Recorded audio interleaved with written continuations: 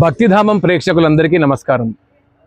ఉగ్రం వీరం మహావిష్ణుం జ్వలంతం సర్వతోముఖం నరసింహం భీషణం భద్రం మృత్యుమృత్యురు నమామ్యహం. ఇవాళ మనం ఉన్నాము గుంటూరు జిల్లా మంగళగిరిలోని శ్రీ పానకాల లక్ష్మీ నరసింహస్వామి దేవాలయంలో. మరి లోపలికి వెళ్ళి స్వామివారి దేవాలయ విశేషాలు, అక్కడ జరిగే కైంకర్యాల గురించి తెలుసుకుందాం.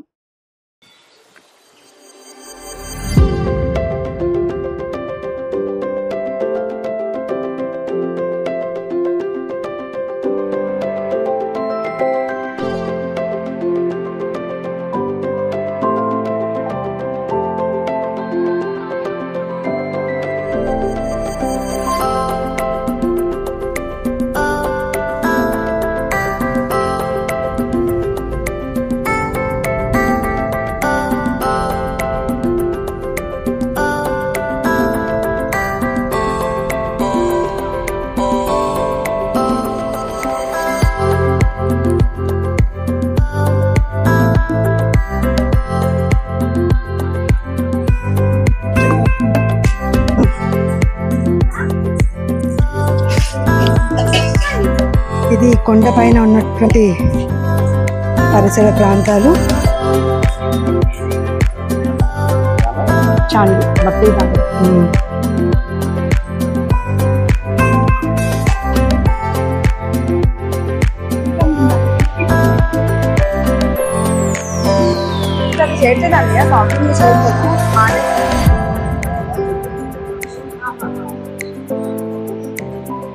రాజలక్ష్మి అమ్మవారి సన్నిధి చెప్పనా.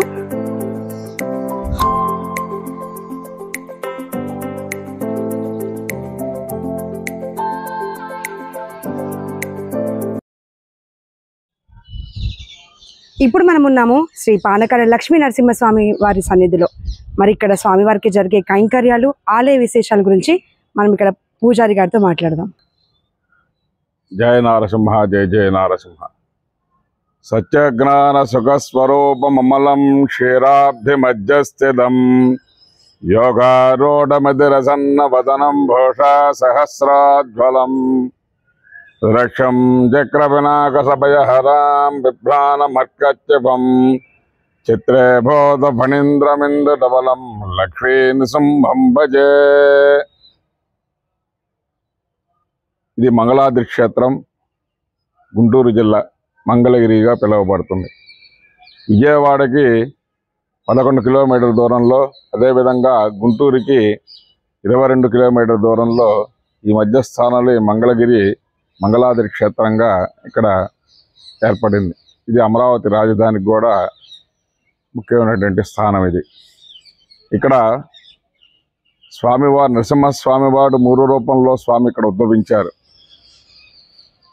ఎగువ సన్నిధిలో పానకాల నరసింహస్వామిగా స్వయంభూగా, అదేవిధంగా దిగువ సన్నిధిలో లక్ష్మీ సమేతుడై ఈ రాజ్యలక్ష్మి చెంచులక్ష్మి సమేత లక్ష్మీ నారసింహస్వామిగా, స్వామివారి యొక్క పర్వతానికి శిఖరాగ్రాన జ్వాలా నరసింహస్వామిగా, ఆయన్నే గండాలయ స్వామిగా పిలుస్తూ ఉంటారు.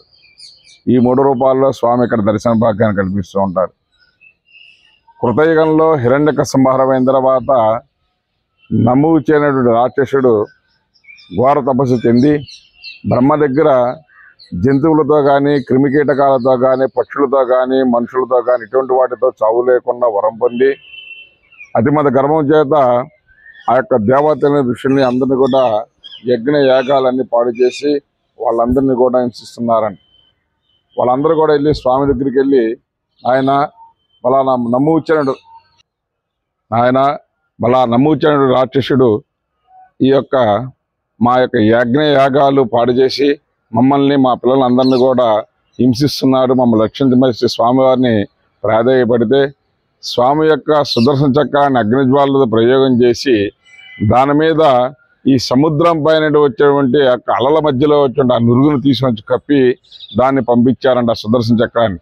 ఈ యొక్క సుదర్శన చక్రం కొండలు, గుట్టలు, గృహలు, అరణ్యాలు అన్నీ వెంబడిస్తుంటే ఆ నమూచినటువంటి రాక్షసుడు తిరిగి చివరికి క్షేత్రంలో ఇక్కడ ఒక ఎగువ సన్నిధి చిన్న బిలంలాగా ఉంటే ఆ బిలంలో సూక్ష్మ రూపంలో జరబడి దాంకున్నాడంట నమూచినటువంటి రాక్షసుడు. ఈ సుదర్శన చక్రం లోపలికి ఛేదించుకుంటూ వెళ్ళిపోయి సంహరించి స్వామి అక్కడ ఉగ్రరూపంగా ఉద్భవించారు. ఆ ఉగ్ర రూపాన్ని శాంతపడమని చెప్పేసి ప్రాధేయపడి స్వామివారికి దేవతలు హృదయగణాడు అమృతం తీసుకుని వచ్చి శాంతపరిచారు. అదేవిధంగా త్రేతాయుగంలో ఋషులు ఆవు నెయ్యి, ద్రౌపదిగంలో పాండవులు ఆవు పాలు, కరువు ద్రవకాల మానవులు మనం ఇవ్వలేము కాబట్టి ఇక్షురసాన్ని స్వామి అమృతంగా స్వీకరిస్తారని చెప్పి స్వామి ప్రమాణం చేశారు. ఆ రోజున స్వామివారు ఎగువ సన్నిధిలో స్వామి కింద ఉంటారు, అమ్మ పైన ఉంటుంది. సపరేట్గా ఇద్దరు కూడా సంయుక్తమే. ఆ యొక్క ఉగ్ర రూపంలో స్వామివారు ఉన్నప్పుడు ఆ యొక్క ఉగ్ర రూపానికి ఆ యొక్క ఆగ్రహంలో స్వామి ఉండి తెచ్చినటువంటి అమృతాన్ని మొత్తం కూడా స్వామివారు స్వీకరిస్తున్నారంట. అప్పుడు అమ్మ వెళ్ళి భక్తుల తరపున నాయన తీసుకొచ్చండి తీర్థాన్ని మొత్తం మీరే స్వీకరిస్తే భక్తులకి మోక్ష మార్గం కలిగేది ఎట్లా అని చెప్పేసి స్వామివారి దగ్గర అలిగి పైకి వెళ్ళి కూర్చుందంట. ఆ రోజున స్వామివారు ప్రమాణం చేసి తెచ్చిన దాంట్లో అర్ధభాగాన్ని నేను స్వీకరిస్తాను, నా యొక్క ఓక్రంతగా శంఖంలోకి వదిలేస్తూ సగభాగం సేవించిన తర్వాత ఆ వచ్చినటువంటి నా యొక్క ఇంగిలి తీర్థాన్ని ఎవరైతే స్వీకరిస్తారో వాళ్ళకి శారీరకంగాని మానసికంగా ఎటువంటి రుగ్మతాలు ఉన్నా కూడా పోయి, పూర్వజన్మలో చేసినటువంటి పాపకృత్యాలు ఏమన్నా కూడా పోయి వాటన్నింటినీ కూడా విముక్తి చెంది వాళ్ళందరూ సుఖశాంతులతో వెరజల్లుతుంటారని చెప్పేసి స్వామి ప్రమాణం చేయడం జరిగింది. ఆ రోజు నుంచి ఈ రోజు వరకు కూడా స్వామివారికి మనం ఎంత అయితే తీసుకొని వచ్చి మన శక్తి కొలది స్వామివారి సమర్పించుకోగలుగుతామో దాంట్లో అర్ధభాగాన్ని స్వామి స్వీకరిస్తారు. అర్ధం భక్ష్యామి, అర్ధం దాస్యామి. సగభాగం సేవించిన తర్వాత స్వామి యొక్క ఓక్రంత శంఖంలోకి వస్తుంది. అంటే ఏ విధంగా అంటే మనం మంచినీళ్ళు కానీ తీసుకున్నప్పుడు మనకి ఎక్కువ అయితే మన కడుపులోంచి గ్లాసులకు ఎట్లా ఎదురు తిరిగి వస్తాయో అదేవిధంగా స్వామి సగభాగం సేవించిన తర్వాత వారి యొక్క ఓక్రంత శంఖంలోకి ఆగిపోతుంది. ఈ యొక్క తీర్థాన్ని స్వామివారు అక్కడ అర్చక స్వాములు స్వామివారి సమర్పిస్తూ ఉంటారు మన యొక్క గోత్రనామాలు చెప్పి. ఆ వచ్చినప్పుడు ఇంగిలి తీర్థాన్ని మిగిలిపోయిన అర్థం దాంట్లో కలిపేసి భక్తులకు తీర్థంగా ఇస్తుంటారు. అదేవిధంగా ఈ స్వామివారు స్వీకరిస్తున్నప్పుడు పిల్లలు తాగేటప్పుడు పాలు తాగుతున్న సమయంలో పుట్టక శబ్దం ఏ విధంగా వస్తుందో అదేవిధంగా స్వామి పాలు పానకాన్ని స్వీకరిస్తున్నప్పుడు ఆ యొక్క స్వామివారి యొక్క గుటక శబ్దం మనకి వినిపిస్తూ ఉంటుంది.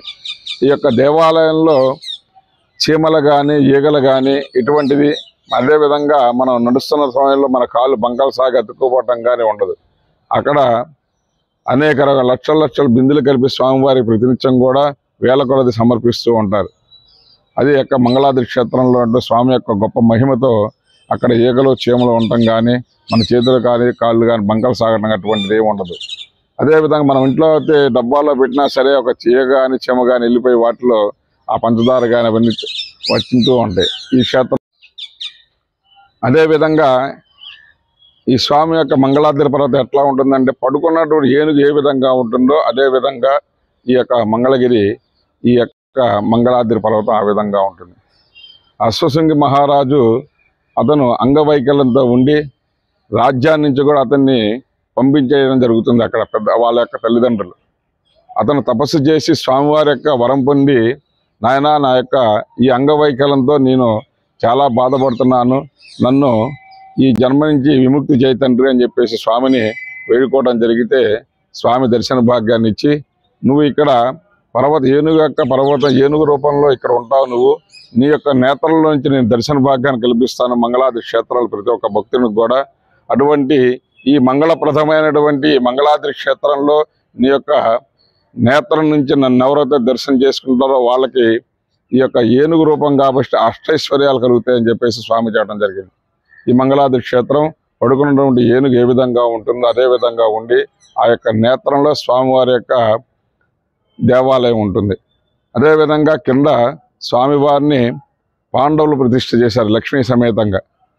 పాండవులు అరణ్యవాసం చేసి అజ్ఞాతవాసంలోకి వెళ్తూ ఈ యొక్క పారిజాత అడవి ఇదంతా కూడా ప్రాచీన కాలంలో వాళ్ళ యొక్క ఆయుధాలన్నీ కూడా ఇంద్రకీలాద్రి మీద దాచుకొని ఈ యొక్క లోపలికి దిగువ సన్నిధి లక్ష్మీ సమేతుడి నారసింహ స్వామి వారు ఇంద్రలోకంలో ఉన్న నృసింహ సాలగ్రామే స్వామి. ఆ యొక్క స్వామిని ఈ యొక్క భీముడు నరసింహ ఉపాసుడు కాబట్టి స్వామివారిని అర్చన చేసుకుంటూ ఉండేవాళ్ళు వెళ్ళేవాళ్ళంట. ఈ స్వామివారి యొక్క విగ్రహం మన దగ్గర ఉన్నట్లయితే కౌరవులు మనకు కనుక్కుంటారు కాబట్టి ఇది మంగళాద్రి క్షేత్రం. సింహం రూపంలో అక్కడ ఆ యొక్క బిళం ఉంటుంది కాబట్టి ఈ సింహ రూపాన్ని చూసి ఇది నరసింహ క్షేత్రం. ఇది ఈ క్షేత్రంలో ఈ స్వామివారిని ఇక్కడ మనం ప్రతిష్ఠించేసి వెళ్దాము అరణ్య అజ్ఞాతవాసంలోకి అని చెప్పడం జరిగింది. ఇక్కడ స్వామివారిని అజ్ఞాతవాసంలోకి వెళ్తూ లక్ష్మీ సమేతుడుగా స్వామిని ఇక్కడ ప్రతిష్ఠించారు. ప్రతి ఒక్క దేవాలయంలో స్వామి అమ్మ మన్ను చూస్తూ ఉంటారు. నరసింహ క్షేత్రాలు కానీ రామక్షేత్రాలు కానీ వెళ్ళిన చోట, లక్ష్మీనారాయణ చోట కూడా స్వామి అమ్మ మన్ను చూస్తూ అభయమిస్తూ ఉంటారు.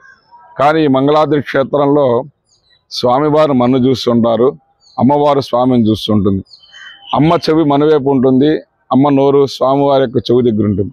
అంటే తండ్రి దగ్గర తల్లి ఏ విధంగా ఆ కుమారుడు చేసినటువంటి తప్పుల్ని సరిదిద్ది తండ్రి యొక్క ఆగ్రహానికి గురి కాకుండా ఎట్లా అయితే కాపాడుతుందో, అదేవిధంగా మనం తెలియని తప్పులే అని ఉంటే మన తరపున స్వామివారిని వేడుకోవటం ఈ మంగళాద్రి క్షేత్రంలో గొప్ప భక్తులకు ఇచ్చినటువంటి దర్శన భాగ్యం. మనం చెప్పిందంతా కూడా అమ్మ చెవు మన వైపు ఉంటుంది కాబట్టి మనం చెప్పింది వింటుంది. స్వామివారి చెప్పి నాయన వాళ్ళు మన పిల్లలు కాబట్టి బిడ్డలు, వాళ్ళు తెలియక చేసినటువంటి ఏదైనా తప్పులను క్షమించి వాళ్ళందరినీ కూడా ఒక సన్మార్గంలో నడిపిన ఆయన వాళ్ళకి అష్టైశ్వర్యాలని ప్రసాదించు, వాళ్ళని కాపాడు తండ్రి అని చెప్పి మన తరపున స్వామి చెప్పడం జరిగేది ఈ మంగళాద్రి క్షేత్రంలో గొప్ప మహత్యం. అది ఈ స్వామివారికి పాల్గొన మాసంలో షష్ఠి రోజున పెళ్లి కుమారుడు, అదేవిధంగా పాల్గొన్న పౌర్ణమి రోజు స్వామివారి యొక్క దివ్య రథోత్సవం, చతుర్దశి రాత్రి కళ్యాణ మహోత్సవం కూడా జరుగుతుంది. దీన్ని మంగళగిరి తిరణాల అంటారు. నవానక దీక్షతో వైఘానస ఆగమ యుక్తంగా మంగళాద్రి క్షేత్రంలో ప్రతి ఒక్క నెలలో కూడా ప్రతి ఒక్క మాసంలో కూడా స్వామివారికి తిరుమలలో ఏ విధంగా అవుతుంది జరుగుతుంటే అదేవిధంగా వైఘానస ఆగమయుక్తంగా స్వామివారికి పాల్గొన మాసంలో బ్రహ్మోత్సవాలు, చైత్ర మాసంలో స్వామివారికి అలంకారోత్సవాలు, వైశాఖ మాసంలో నరసింహ జయంతోత్సవాలు, అట్లా ప్రతి ఒక్క మాసంలో కూడా జ్యేష్ఠ మాసంలో స్వామివారి జ్యేష్ఠాభిషేకాలు, ఆషాఢ మాసంలో స్వామివారికి ముత్యప మందిర వాహనోత్సవాలు, ప్రతి ఒక్క మాసంలో భాద్రపద మాసంలో పవిత్రోత్సవాలు, అట్లా ప్రతి ఒక్క సంవత్సరంలో కూడా ప్రతి ఒక్క మాసంలో స్వామివారికి ఆ యొక్క తిథుల ప్రకారంగా ఈ మంగళాద్రి క్షేత్రంలో వైఘానస ఆగమయుక్తంగా అన్ని జరుగుతూ ఉంటాయి. ఇది మంగళాద్రి క్షేత్రంలో ఉన్నటువంటి ఉప మహోత్సవం. అదేవిధంగా ఈ మంగళాద్రి క్షేత్రంలో కంచిలో ఏ విధంగా అయితే బల్లులు ఉంటాయో అదేవిధంగా ఈ మంగళాద్రి క్షేత్రంలో కూడా బంగారు బల్లి, వెండి బల్లి కూడా ఉన్నాయి. కంచి వెళ్ళలేని వాళ్ళు ఈ మంగళాద్రి క్షేత్రం వంటి యొక్క బల్లిని తాకినట్టు ఆ బల్లి దోషాన్ని కూడా మనం విముక్తి చెందుతామని చెప్పేసి మన మంగళాద్రి పురాణంలో చెప్పబడింది. ఈ మంగళాద్రి క్షేత్రంలో స్వామివారికి పర్వతాన శిఖరాగ్రాన గండాల నారసింహస్వామి అంటారు. అక్కడ జ్యోతి రూపంలో స్వామివారు మనకి దర్శన భాగ్యాన్ని కల్పిస్తుంటారు. అక్కడ ఒక చిన్న మందిరంలాగా ఉండి దాంట్లో ఒక పెద్ద మూకిడి ఏర్పాటు చేసి దాంట్లో భక్తులందరూ కూడా వాళ్ళ యొక్క సంయుక్తంగా వాళ్ళ చేతులతోనే వడ్డించుకొని దీపారాధన చేస్తూ ఉంటారు. తైలే లక్ష్మీ జ్వాలే నారసింహ, ఆ యొక్క నారసింహస్వామి వారి యొక్క దీపాన్ని మన దర్శన భాగ్యం చేసుకుంటే సాయంత్రం పూట మనకి ఉదయం పూట భక్తులు ఈ మంగళాద్రి క్షేత్రంలో కానీ అదేవిధంగా ఈ చుట్టుపక్కల గ్రామాల్లో కానీ భక్తులందరూ కూడా వెళ్ళి వాళ్ళ యొక్క గృహాల్లో ఏదైనా శుభకార్యం చేస్తున్నా కానీ అదేవిధంగా వాళ్ళ జాతకరీత్యా ఎటువంటి దోషాలు ఉన్నా కానీ పితృదోషాలు ఉన్నా వీటన్నిటి కూడా విముక్తి చెందడానికి ఈ యొక్క భక్తులందరూ కూడా అమావాస్య రోజున పౌర్ణమి రోజున అధిక సంఖ్యలో భక్తులు పైకెళ్ళి స్వామివారికి ఆ యొక్క ఆవు నైతికతో కానీ నువ్వుల నూనెతో కానీ తైలం వడ్డించి ఆ యొక్క అఖండ జ్యోతిలో దీపారాధన చేసుకోవడం జరుగుతుంది. అట్లా చేసినట్లయితే వాళ్ళకి గండాల నుండి విముక్తి చెందుతుంది. కాబట్టి ఆయన గండాలయ్య స్వామి అంటే ఆయనే గండబేరుండి లక్ష్మీనారసింహస్వామి జ్యోతి రూపంలో దర్శన భాగ్యాన్ని కల్పిస్తుంటారు.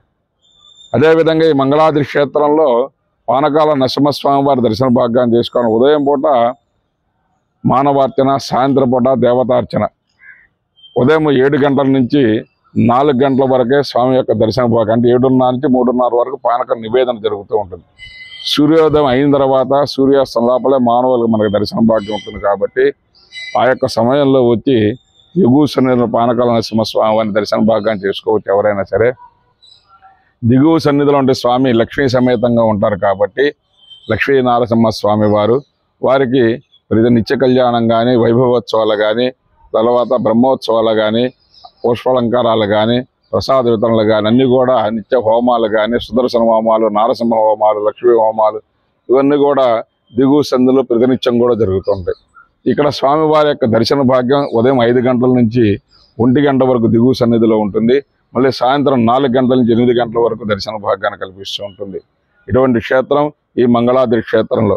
ఈ మంగళాద్రి క్షేత్రంలో వంటి యొక్క లక్ష్మీదేవిని కానీ స్వామివారిని దర్శన భాగ్యం చేసుకుంటే మంగళప్రదమైంది కాబట్టి మన వంశం కూడా తరతరాలు కూడా వంశాభివృద్ధి చెందుతూ అష్టైశ్వర్యాలతో ఉంటామని చెప్పేసి ఈ యొక్క గజ రూపంలో ఉన్నటువంటి ఈ యొక్క కొండల దర్శన భాగ్యం అంటే ఏనుగు అనేది అష్టైశ్వర్యాలకి ప్రాధాన్యత, ఐశ్వర్యాన్ని కలిగించేదే ఏనుగు. అటువంటి ఏనుగు రూపంలో ఉండే ఈ మంగళాది క్షేత్రంలో ఈ యొక్క స్వామి యొక్క దర్శన భాగ్యాన్ని చేసుకున్న ప్రతి ఒక్క భక్తునికి కూడా స్వామి యొక్క దివ్య మంగళ శాసనాలు నిత్యము కూడా వాళ్ళందరికీ కూడా ఉండి వాళ్ళందరూ అష్టైశ్వర్యాలు పొంది ఆయుర ఆరోగ్యాలతో ఉండాలని చెప్పేసి స్వామివారి యొక్క దివ్య మంగళ శాసనాలు ఈ భక్తి జామ యొక్క ఛానల్ వాళ్ళకు కూడా స్వామి యొక్క దివ్యమంగళ శాసనం అందిస్తున్నాం. ఇది చూసిన యొక్క ప్రతి ఒక్క భక్తునికి కూడా పరోక్షంగా స్వామి యొక్క దివ్యమంగళ శాసనాలు కూడా మీ అందరికీ కూడా తెలియపరుస్తున్నాం. కాబట్టి మీకు వచ్చేటప్పుడు దగ్గరలో విజయవాడ ఉంది, స్వామివారి దగ్గరలో అదేవిధంగా గుంటూరు పట్టణం ఉంది. రైలు మార్గాలు, బస్సు మార్గాలు, ఎగువ సన్నిధికి వెళ్ళడానికి మన కారులు ఉంటే మన కారు ఘాట్ రోడ్డు ఉంది కాబట్టి కార్లు కానీ లేకపోతే ఆటోలు కానీ ఉంటాయి, వెళ్ళొచ్చు, ఇబ్బంది ఎటువంటి ఉండదు. కాబట్టి ప్రతి ఒక్క భక్తుడు కూడా సాంప్రదాయ దుశ్శుద్ధిలో వచ్చి స్వామి యొక్క దర్శన భాగ్యాన్ని చేసుకోండి. జయ నారసింహ, జయ జయ నారసింహ. ఈ యొక్క భక్తిధామంలో వచ్చేటువంటి ఈ యొక్క హైందవ ధర్మ సంబంధించినటువంటి ప్రతి ఒక్క దేవాలయాన్ని కూడా చూపిస్తూ వీళ్ళు ఇటువంటి మన హైందవ ధర్మాన్ని కాపాడడానికి కృషి చేస్తున్నారు. కాబట్టి అందరూ కూడా ఈ యొక్క భక్తిధామ ఛామాన్ని చూసి లైక్ చేసి వాళ్ళకి మీ యొక్క లైక్ను గురించి షేర్ చేసి మీ యొక్క తెలిసిన మీ యొక్క మిత్రులకు కానీ మీ బంధువులకు కానీ కూడా దీన్ని ఆ యొక్క యూట్యూబ్ ఛానల్ని వాళ్ళకి పంపించి వాళ్ళందరూ కూడా చూసే విధంగా ఈ యొక్క భక్తి యొక్క ఛానల్కి మనందరం కూడా పరోక్షంగా సహకరించి మన హైందవ ధర్మాన్ని మనం కాపాడుకుందాం. భక్తులందరికీ కూడా స్వామి యొక్క కృపా కటాక్షాలు ఉండాలని చెప్పేసి మీరు కూడా ఈ యొక్క ఛానల్ ద్వారా భక్తులందరికీ కూడా తెలియజేయండి. నా పేరు మాల్యవంతం శ్రీనివాస దీక్షితులు. ఇక్కడ మంగళాద్రి క్షేత్రంలో ప్రధాన అర్చక స్వామిని, అదేవిధంగా వంశపరంపరంగా నాది 6వ తరంగా స్వామివారి యొక్క సేవలో మేము ఉన్నాం. కాబట్టి మీ అందరం కూడా స్వామివారి యొక్క రుణంలో ఆయన యొక్క పాదపద్మ ప్రతినిత్యం కూడా దర్శించుకుంటున్నాం. ఈ ఛానల్ ద్వారా చూసిన అందరికీ కూడా స్వామి యొక్క దివ్య మంగళ శాసనాలు అందిస్తున్నాం. జయ నారసింహ, జయ జయ నారసింహ. ఉద్దీప్యస్వజాత వేదో పఘ్ననిరుతిం మమ పశుగుశ్చ మహ్యమావహ జీవనంచ దిశో దిశ.